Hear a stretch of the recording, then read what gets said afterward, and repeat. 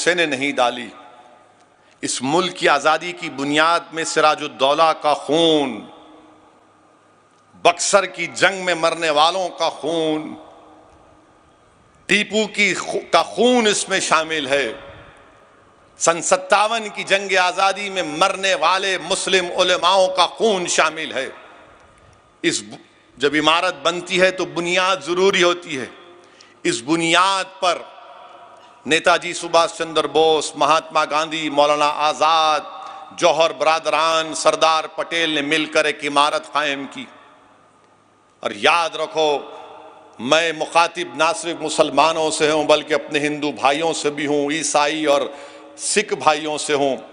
याद रखो, बुनियाद तो बन गई, इमारत तो खड़ी हो गई, मगर याद रखो इस इमारत के ऊपर अगर और छत डालना है, इस इमारत को खूबसूरत बनाना है, तो उस इमारत को खूबसूरत बनाए रखने में, उस इमारत को कायम रखने में हमको ईसार और कुर्बानी के मज़ाहरे करने पड़ेंगे।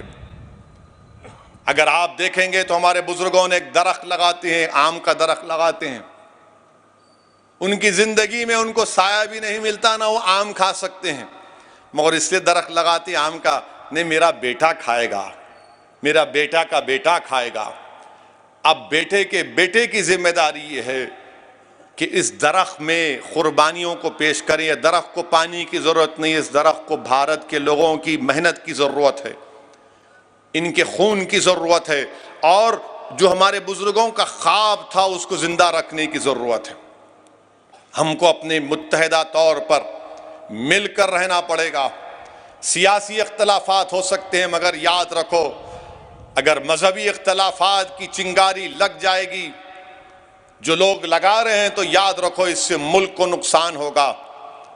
और अगर मुल्क को नुकसान होगा तो हम हमारे बुजुर्गों की कुर्बानियों को तबाह ताराज और बर्बाद कर दे रहे हैं।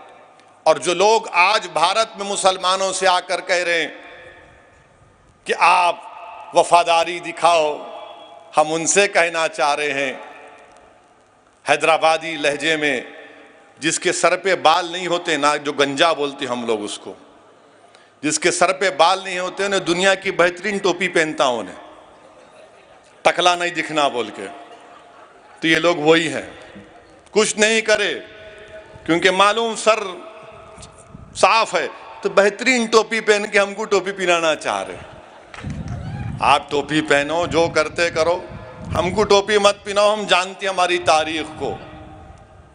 जो लोग कहते हैं, हमारे वजीर आजम ने कहा कि आरएसएस मेरा फाउंडेशन है। आपका आरएसएस फाउंडेशन है तो क्या आरएसएस भारत के संविधान के खिलाफ नहीं थी 1950 में? क्या गोलवालकर ने और ऑर्गेनाइजर मैगजीन में नहीं छपा कि हमको मनुस्मृति चाहिए, अंबेडकर का संविधान नहीं चाहिए? हमको मत सिखाओ आप, हमको सिखाने की जरूरत नहीं है भारत से मोहब्बत। जैसा कि हुसैन अहमद मदनी रहमतुल्लाह अलैह ने कहा कि हम पैदा हुए तो यहीं जाएंगे और जब उठेंगे तो क़यामत के दिन यहीं से उठने वाले हैं। ये हमारी पनाहगाह भी है और कब्रिस्तान भी है। अब क्या होता कि आप सुनते हैदराबाद मेरे भाई ने लुट गया, यहाँ कुछ भी पैसे नहीं है, महल्ले में बात पहुंच जाती, नहीं है इसके पास पैसे नहीं है, तो उन्हें अपने आप को दिखाने का से मैं भी दौलतमंद हूं।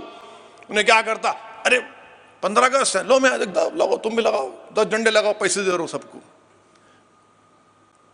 ख्वाजा गरीब नवाज और रसाने ने वो बड़ा बिरयानी पकाओ यहाँ, दुनिया को दिखाने के लिए कि मैं फकाट नहीं हुआ हूं। तो इनका मामला यही है, दिखाने में कुछ नहीं है, फकाट है, मगर सबको दिखा रहे हैं, सबको दिखा रहे।